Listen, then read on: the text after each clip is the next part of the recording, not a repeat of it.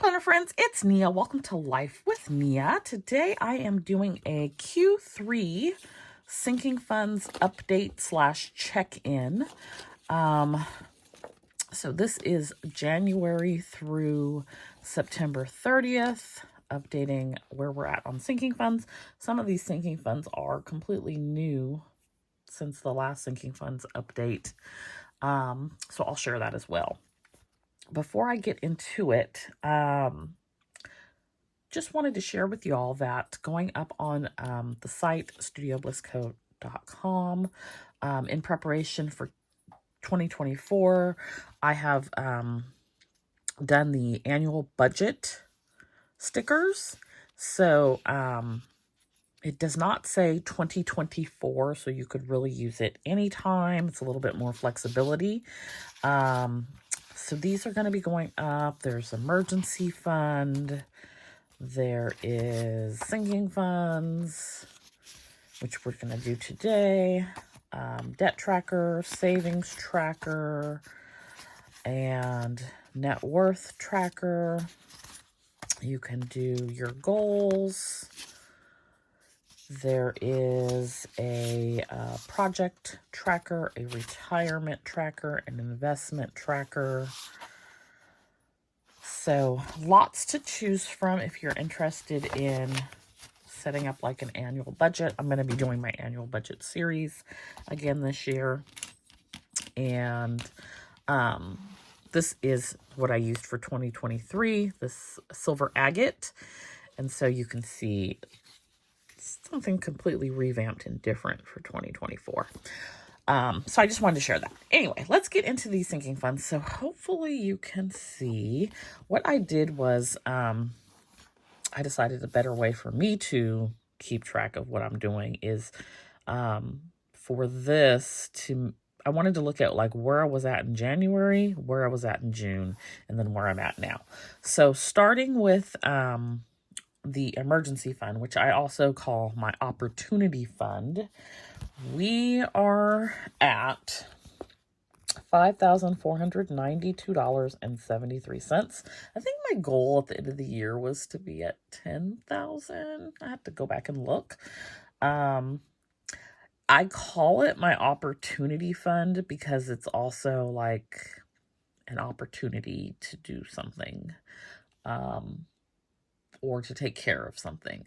So I have this year used it to take care of PD's higher priced bills for the cardiologist and just his care, which is a little on the expensive side, as an example. I'm probably going to use it to cover most of the new MacBook, and I'm going to probably buy another inexpensive laptop during Black Friday so that I can run other machines or have a machine running while I'm still designing. I'm just sort of in this stuck space where I can't do more than one thing at a time. And so, I'm looking at it for that as well. I'm okay with it not, as long as it's not below 3,800 for me. That's the number that's in my head right now. I don't know where I got it from other than it's 2 months of rent. As long as it's not below that, I'm good. I definitely want it to be higher though. So that's where we're at on our emergency fund. Taxes, this fluctuates because we pay quarterly taxes. I have not paid my 2023 taxes yet, so it's going to go down probably significantly when that happens. But we had an extension here in California due to natural disasters. So we have until November 16th. They're with my tax person still. But I have $24.99.58. So in January I had $20.61. In June I had $18.43. So it definitely fluctuates as quarterly taxes are paid and whatnot. So that is that. Vacation has steadily increased because we don't go anywhere.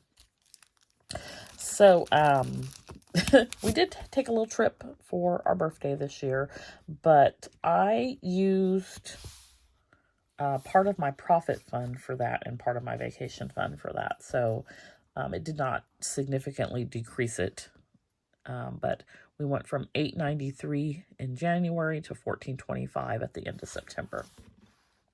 Health that's interesting. It has the exact same amount in June that it has now, which is $357.14. I did spend twice. Was it twice in January? It may have been, or twice in 2023. I think I did spend twice. It may have been once. Usually it's for, I usually cash flow copays, but I did get eye doctor. I think that was like $140. So that is health. Car is at $380. So August is when my registration is due. So we started with $210 in January. June we had $475, and now we have $380, and that was because we paid car registration in, I think, July, and it was due in August. Bulk shopping is another one that fluctuates. So right now there's $179 in the bulk shopping envelope. At the beginning of the year was $72. June we had $139, and I think it actually has gone down since the end of September because I did do some bulk shopping. PD has $211, and his envelope typically fluctuates around that $200 mark. I usually just use it for inexpensive things and food. And like I said, I use my opportunity fund when his more expensive bills come out. I also use it to purchase his medicine every month. So we have money going in there every month and money coming out every month. It fluctuates between about $70 and $120. And that's every other month because 2 of his medications I purchase every other month. 1 of them I purchase every month. So he's currently at $211. Home, I don't know what I've really actually designated this for, but it's currently at $193.10. It's just for home things. It should be for saving for a home, but that's not what we're doing. Business has been at 0 all year. I have just been purchasing business expenses. We haven't really had a chance to save for anything. Christmas is at $368.70, and it's gone up about $130 since the beginning of the year. Black Friday, so we started at 0 at the beginning of the year. We're currently at $720. I know that I will spend probably all of the Black Friday money. The Christmas money I usually use to get maybe 1 or 2 gifts and maybe some decorations and Christmas cards and to make Christmas dinner. So I don't usually spend more than maybe $120, $150 in the Christmas category.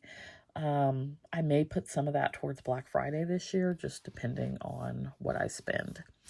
Okay, I did not have a estate on here, but I have started sort of saving for the estate. So like right now it's $150, which is the cost of the estate.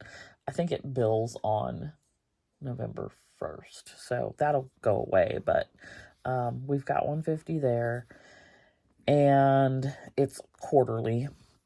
And then self-care has $69, and that's just sort of been sitting at that $69 because I was planning to go get a pedicure and never did. Sam's Club membership is at $45. The annual fee is due in January, so we've just been sort of saving $5 a month. I believe it's $55 to renew. Costco is at $70. I have not put anything into Costco since last year. I did not renew the premium membership, and so I have not been saving for Costco this year because I have enough to renew at the regular rate when it is due, which I think is maybe January or February. Amazon Prime is at $80. This is also due in, I think, February. With tax and everything that's added here in California, I think it's like $140. So we're on track for that. Let's see, we have October, November, December, January.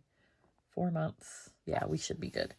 So Amazon Prime, same thing with Canva. I believe Canva's due in February as well. So we're currently at 80. So in January, none of these had been paid yet. So that's why they're all three over at 120. And then in June, we had started saving again after paying them. And we continue to contribute to them.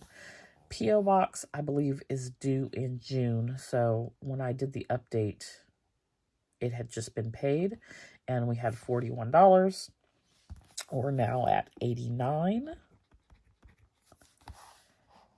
Clothing has 70. I have not been contributing to clothing, so it's just been sort of going along at the same amount. I have since used it, so we need to get back into saving for that again. I feel like everything is sort of on a pause, though. That's, in my opinion, not a necessity. Clothing right now, I have plenty of clothes, not a necessity. Just because Mohila is stealing all my money. Electronics is at 40. And I used this. It was at either 200 or 220. I used it to purchase another cutting machine. So we started over on that. Birthdays at 0. So that was used in June. The beginning of June. So I took it out in May. So that's why we were at 0 in June, and we're continuing to be at 0. I'll probably start contributing to that again in January. Checking, this is my checking buffer over at Ally, where I keep my high yield savings, and that currently has $24.25 into it. It's just like a little extra when I move over money to pay for something. I think it may have gone down because I have been, when I started paying the student loans, because the savings for those is at Ally, I'm paying it out of that Ally checking account. My profit account is at $1,350.84. I had taken a little bit out of here to supplement my birthday trip. So I still haven't really decided what I want to do with this, or if there's anything in particular. So that was one of the reasons why I used it for the birthday trip, but also just whenever there's an opportunity to do something.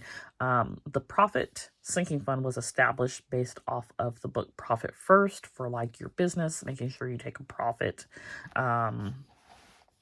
And what you designate it for is completely up to you. So that is why it doesn't really have a designation. Roth is at $22.68. This actually, like, it will fluctuate because a big part of it is invested, and so the market fluctuates. Like, the market has been down recently, so I've contributed a lot more than that, but I am down for the year in my Roth account, so I don't even know if it's that much. My feelings are hurt. Like, this last 2 weeks, I think I put in $200 and it went down 115, and I'm just like, you have to be okay with that. Like, I'm okay with it. I feel like I'm buying low. There's an opportunity to buy and dollar cost average and lower my what is the word I'm looking for? My cost basis. So I'm okay with it. It's just I don't recommend looking at it every day, particularly if you're not, because it can be a little unsettling. But I know that the market fluctuates. So that is that. Car insurance has 400. Home insurance has 165. And I think that, I think it's, when is my car insurance due? It can't be before, maybe it's December 1st. I don't know.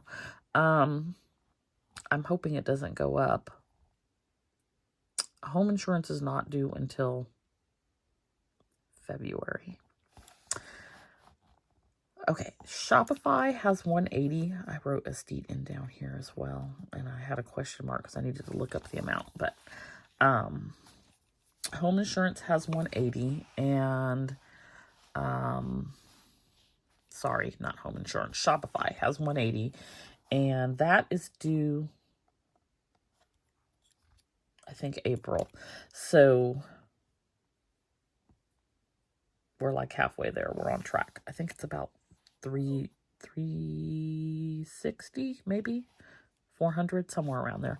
Utilities is something that fluctuates, and that's a whole long story, but it's water, sewer, trash, and they get paid every other month, but they get paid when they tell me what it is and send me the bill. That's a property management issue. And then student loans has, at the end of September, it had $1,300. So I had started saving, I think in August, it might have been July, in preparation of having to start paying the student loans back in October.